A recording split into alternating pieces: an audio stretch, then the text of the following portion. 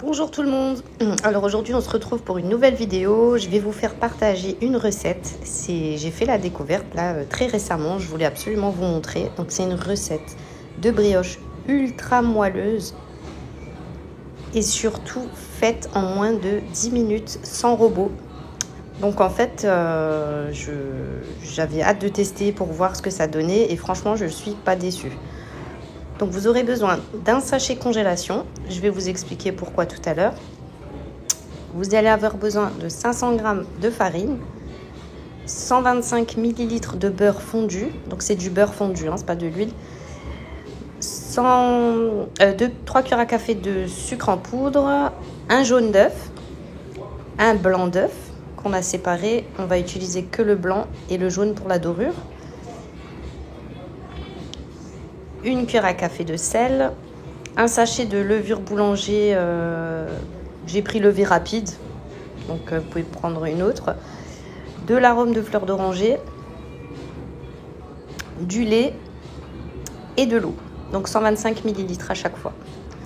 Donc on va prendre le sachet congélation, vous allez voir, c'est assez marrant en plus.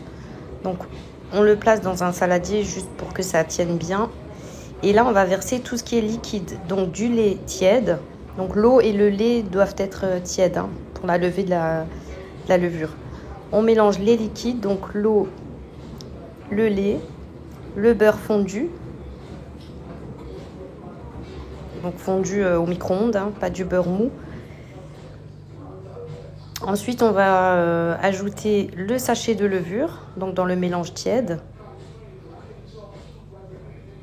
Voilà, on va ajouter donc les 2 cuillères à soupe de fleur d'oranger.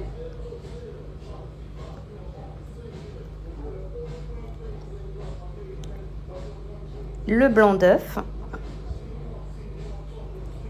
Et le sucre, donc 3 cuillères à soupe. Vous pouvez même mettre du sucre vanillé si vous voulez parfumer un peu plus. Donc là, on va venir malaxer tout ce qui est liquide, voilà, comme ça, avec la main.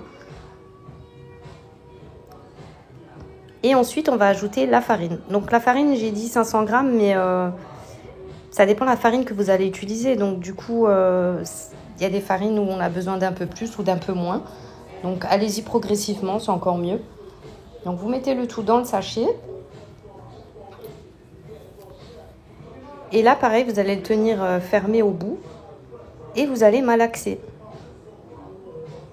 Donc j'ai juste oublié de préciser que j'avais mis le sel déjà dans la farine.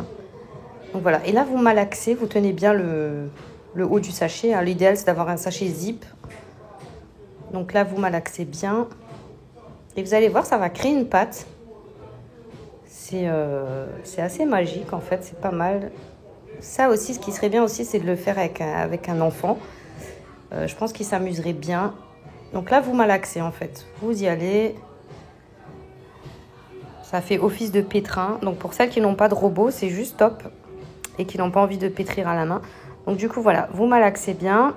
Vous allez voir, la pâte, elle n'est même pas collante, ou à peine. Vous voyez, ça a formé une pâte. Nickel. On malaxe encore un peu. Là, on aplatit légèrement le sachet. Voilà, on referme les bords. Et on va laisser poser environ 1 heure.